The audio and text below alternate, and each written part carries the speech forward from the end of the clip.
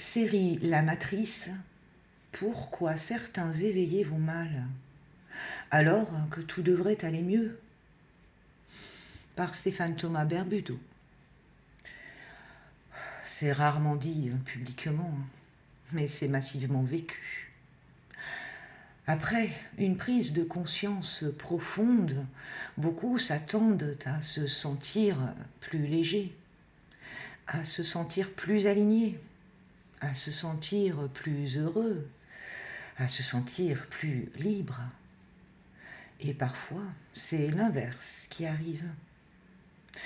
De la fatigue, une tristesse sourde, une colère contenue, une solitude, une perte de motivation, une impression de décalage permanent.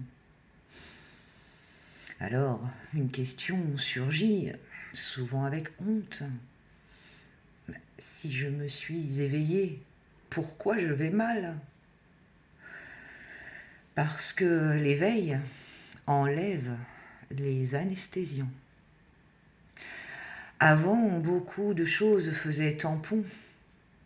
Les croyances rassurantes, les objectifs automatiques, les distractions, les rôles sociaux, les histoires qu'on se racontait. L'éveil ne rajoute pas du confort, il enlève ce qui permettait de ne pas sentir. Tu ne souffres pas plus, tu ressens sans filtre.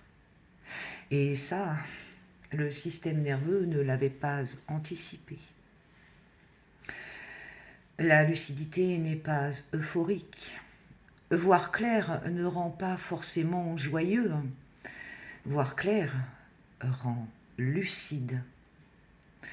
Et la lucidité implique voir ce qui ne te correspond plus, voir les compromis que tu fais encore, voir les relations qui tiennent par habitude, voir les mensonges doux que tu utilisais pour avancer.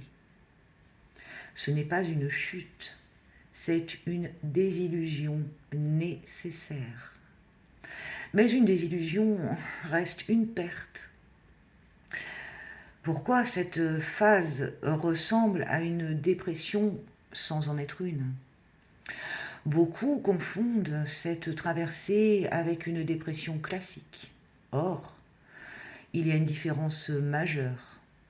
Tu n'es pas vidé de sens.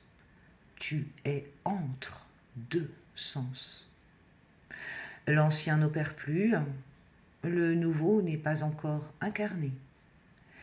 C'est un entre-deux instable, un sas. Et dans un sas, on ne respire jamais très bien. Le piège, croire que quelque chose a été raté.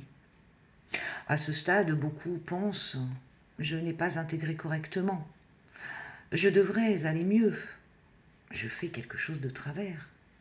Alors ils cherchent plus de pratique, plus d'explications, plus de lecture, plus de réponses, alors que ce qui est demandé n'est pas d'ajouter, mais de laisser se déposer.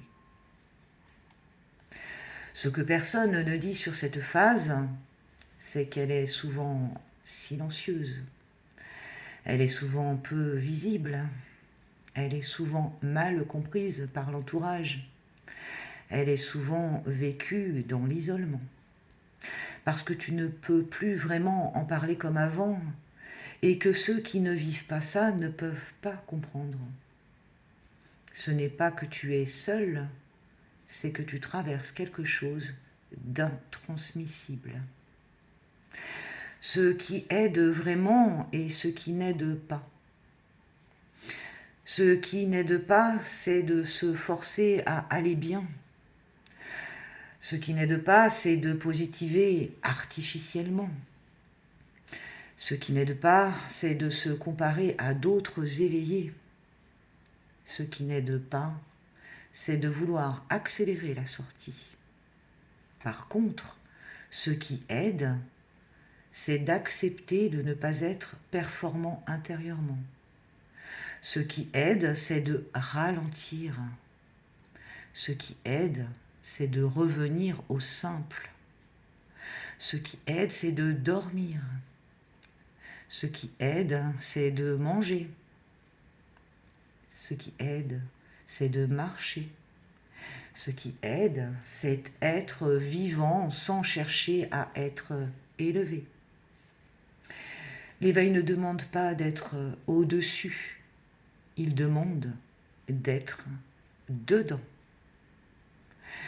Une vérité essentielle.